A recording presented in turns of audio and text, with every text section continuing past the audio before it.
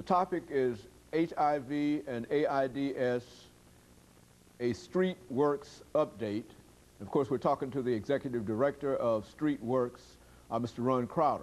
Mr. Crowder, now, the organization that you're in charge of is Streetworks, and that's a very, very significant organization that grew out of a need that you have identified. But let's talk about the impact that this disease is having upon individuals as well as upon the healthcare system, if there is an impact. Well, I think the biggest impact is that a person do have to change their lives. They have to change their behaviors as it relates to high-risk behaviors or whatever. And it has a very big impact upon our community as a whole.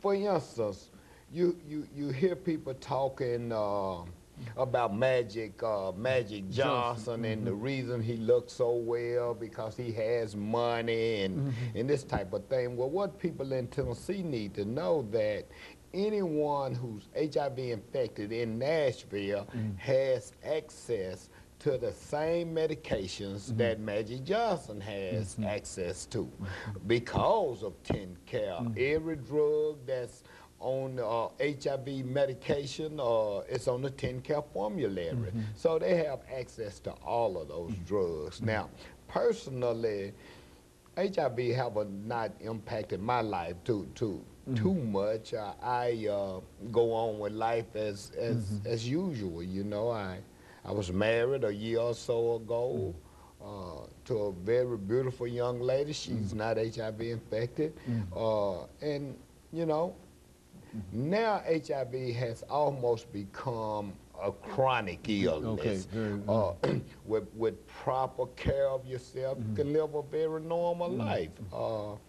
I think the main thing that we as a community need to know that knowledge is power, and people need to come in and get the knowledge. People are still having missed about how you can get it, and people still refuse to come into our offices for fear that if they come into my office to get information that someone gonna say, well, there goes somebody with AIDS, and that's not it. Come in, get the information. Like I say, knowledge is power. And you need the information. You know, you mentioned this whole idea about education. I think that each time that we talk about this issue, that is the main point that I think you try to point out here. But now, education.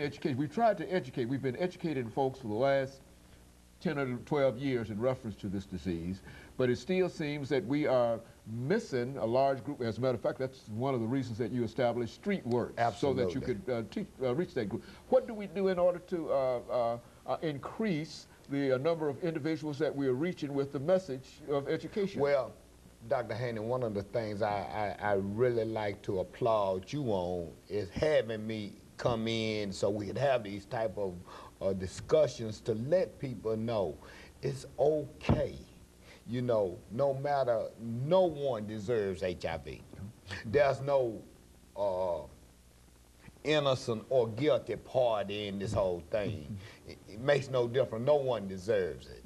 You know, they have this notion that if a baby is born with it, they're an innocent HIV person, or if someone